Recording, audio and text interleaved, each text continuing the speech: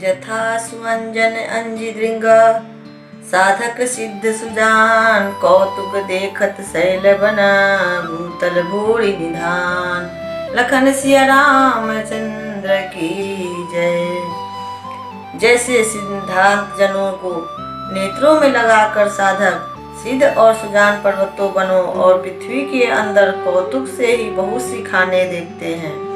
गुरुपद रज मृदु मंजुल अंजन नयन अमीय दृग दोष विभंजन तेहि करी विमल विवेक विलोचन वर्णौ रामचरित भवमोचन। अर्थात श्री गुरु महाराज के चरणों की रज कोमल और सुंदर नयनामित अंजन है, जो नेत्रों के दोषों का नाश करने वाला है। उस अंजन से विवेक रूपी नेत्रों को निर्मल करके मैं संसार रूपी बंधन से छुड़ाने वाले श्री रामचंद्र जी का वर्णन करती हूँ। बंदौ प्रथम महीसुर चरना मोह जनित संशय सब हरना सुजन समाज सगल गुण खानी करौ प्रणाम सप्रेम सुबानी। पहले पृथ्वी के देवता ब्राह्मणों के चरणों की वंदना करती हूँ, जो अज्ञान से उत्पन्न सब संदेहों को हरने वाले हैं।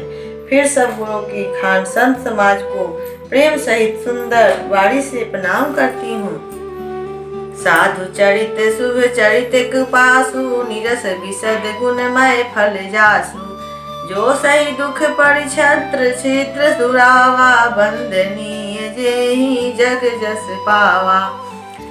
संतों का चरित्र कपास के चरित्र जीवन के समान शुभ है, जिसका फल नीरस विशद और गुणमय होता है।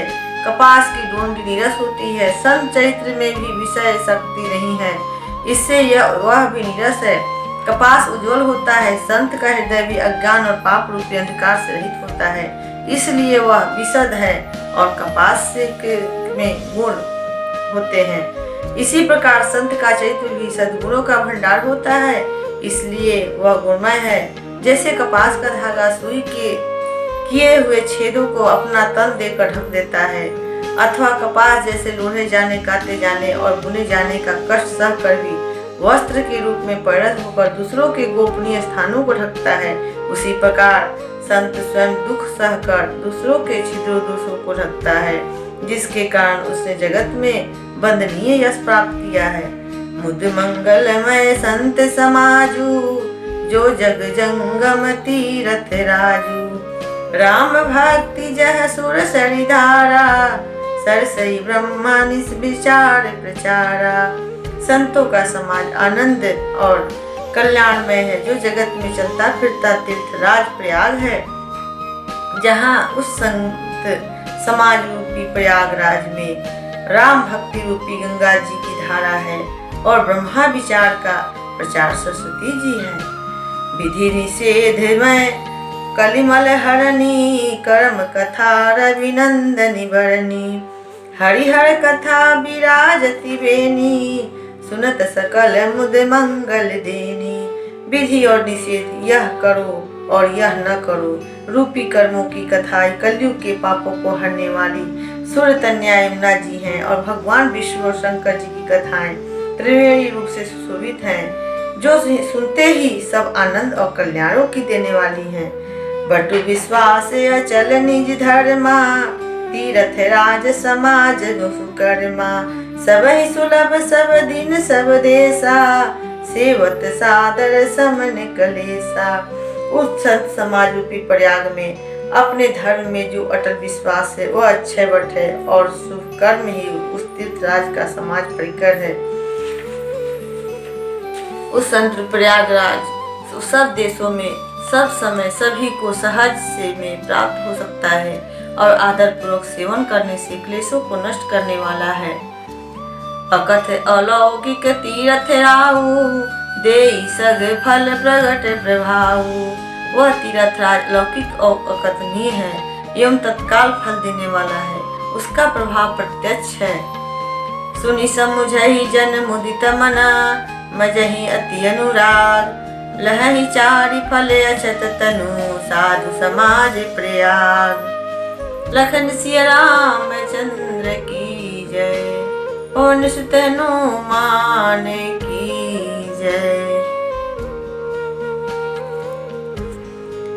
जो मनुष्य इस सत समाज रूपी तीर्थराज का प्रभाव प्रसन्न मन से सुनते और समझते हैं और फिर अत्यंत प्रेम पूर्वक इसमें गोते लगाते हैं, वे इस शरीर के रहते ही धर्म अर्थ काम मोक्ष चारों फल पा जाते हैं।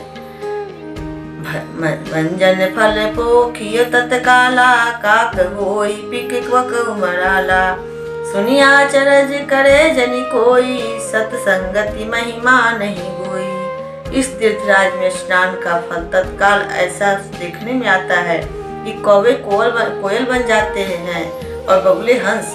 यह सुनकर कोई आश्चर्य न करे, क्योंकि सत्संग की महिमा छिपी नहीं है। वाल्मीकि नारद घट जोनी, निज निज मुख निकहि निज होनी। जल चर थल चर नभ चर नाना, जे जड़ चेतन जीव जहाना। वाल्मीकि नारद जी और अगस्त जी ने अपने अपने मुखों से अपनी होनी जीवन का वृतांत कही है। जल में रहने वाले, जमीन पर चलने वाले और आकाश में विचरने वाले नाना प्रकार के जड़ चेतन जितने जीव इस जगत में हैं, मति की रति गति भूति भलाई, जब जेहि जतन जहाँ जेहि पाई। सो जानब सतसंग प्रभाव, लोकहु वेद नयान पाऊ। उनमें से जिसने जिस समय जहाँ कहीं भी जिस किसी यत्न से बुद्धि कीर्ति शक्ति विभूति ऐश्वर्य और भलाई पाई है, सो सब सत्संग का ही प्रभाव समझना चाहिए। वेदों में और लोक में इनकी प्राप्ति का दूसरा कोई उपाय नहीं है। विष्णु सत्संग विवेक न होई, राम कृपा बिनु सुलभ न सोई। सत्संगत मुद मंगल मूला, सोई फल सिद्धि सब साधन फूला। सत्संग के बिना विवेक नहीं होता और श्री राम जी की कृपा बिना वह सत्संग सहज में नहीं मिलता नहीं। सत्संगति आनंद और कल्याण की जड़ है।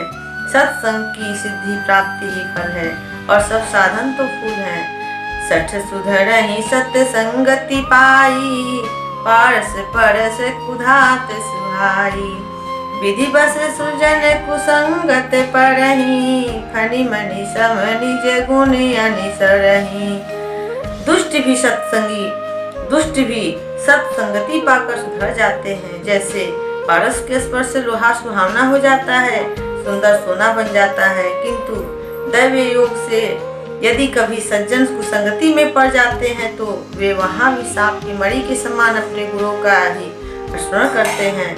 अर्थात जिस प्रकार सांप का संसर्ग पाकर भी मणि उसके विष को ग्रहण नहीं करती तथा अपने सहज गुण प्रकाश को नहीं छोड़ती, उसी प्रकार साधु पुरुष दुष्टों के संग में रहकर भी दूसरों को प्रकाश ही देते हैं। दुष्टों का उन पर कोई प्रभाव नहीं होता।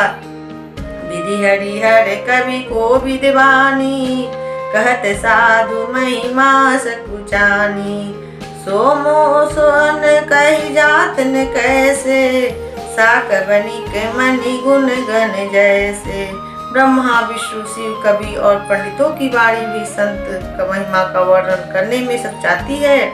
वह मुझसे किस प्रकार का नहीं कही जाती, जैसे साग तरकारी बेचने वाले से मड़ियों के समूह नहीं कहे जा सकते।